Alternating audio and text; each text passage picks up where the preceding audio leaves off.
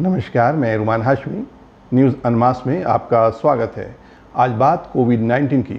देश में कोविड का असर अब कम होने लगा है, साथ ही मरीजों और मरने वालों दोनों की संख्या में कमी आने लगी है। लेकिन कोविड को लेकर नई नई तरह की खबरें, खुलासों का दौर शुरू है। इंडियन बार एसोसिएशन IBA ने 51 पेज का legal notice World Health Organization के चीफ साइंटिस्ट डॉक्टर स्वामीनाथन को थमाया है। IBA का WHO पर इल्ज़ाम है कि उसने अपने एजेंडे को पूरा करने के लिए भारत के नागरिकों को कोविड के हवाले से गलत जानकारी दी है और उन्हें मिसगाइड किया है, दिग्भ्रमित किया है। मुंबई बेस्ड IBA वकीलों की एक संस्था है जो इंडियन जस्टिस सिस्टम में पारदर्शिता और जवाबदेही सुनिश्चित करने के लिए काम करती है। इसे लेकर वो वकीलों के साथ साथ आम नागरिकों को भी गाइड करता है ताकि वे इंसाफ के लिए बेहतर तरीके के साथ लड़ सकें। डॉक्टर स्वामीनाथन पर इल्ज़ाम है कि उन्होंने आइवरमेक्टिन मेडिसिन को लेकर धार्मिक गलत जानकारी और प्रचार किया है। गौरतलब है कि ये दवाई कोविड-19 से प्रभावित मरीजों के इलाज में काम आता है। दरअसल WHO का कहना है कि आइवरमेक्टिन को सिर्फ क्लिनिकल ट्रायल के तौर पर ही इस्तेमाल किया जाए। इसी बात पर IBA को इतराज़ है।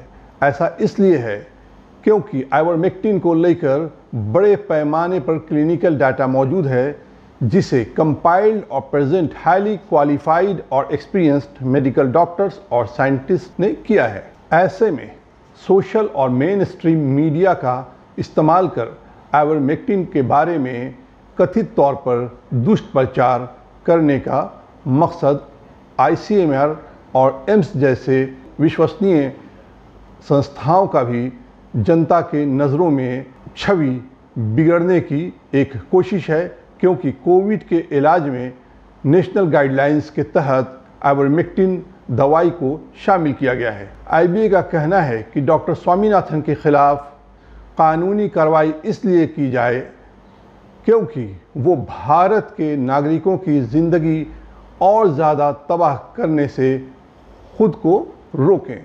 ये नोटिस फ्रंटलाइन कोविड-19 क्रिटिकल अलायंस और British ivermectin recommendation development panel ने जो अध्ययन और क्लिनिकल ट्रायल्स किया है उस पर आधारित है। IBA का कहना है कि डॉक्टर स्वामीनाथन ने स्टडीज़ और रिपोर्ट्स को जानबूझकर छुपाया है। भारत के नागरिक आइवरमेक्टिन का इस्तेमाल नहीं कर सके, इसका ये वजह है। वहीं Indian council of medical research और एम्स ने WHO की सिफारिश को मानने से साफ इनकार कर दिया।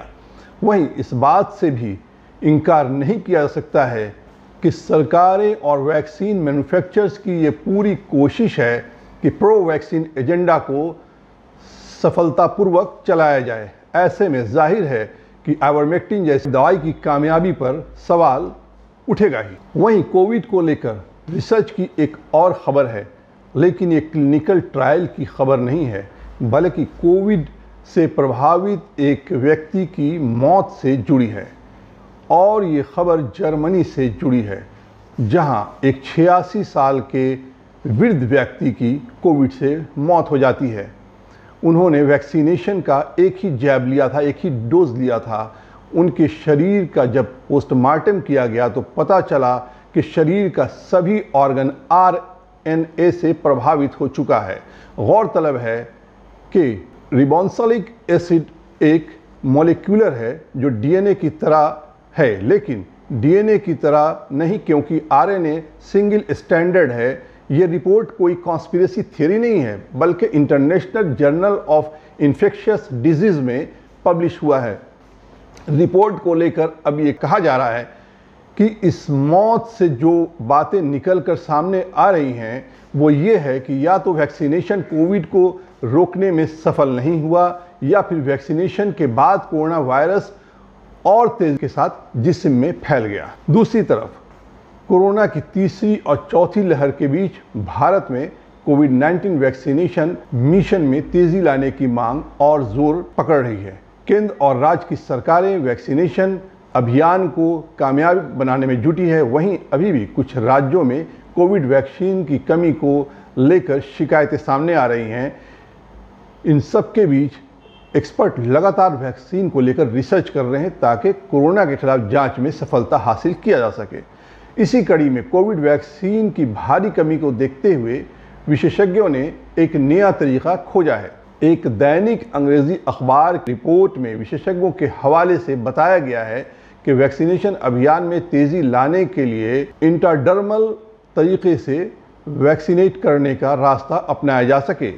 विशेषज्ञों के मुताबिक यह एक इंजेक्शन का तरीका है जिसमें इंजेक्शन से दवा को शरीर के अंदर गहराई में मौजूद मसल्स में पहुंचाया जाता है। इसके लिए एक बड़ी सुई का इस्तेमाल किया जाता है जो त्वचा के अंदर गहराई तक जा सके।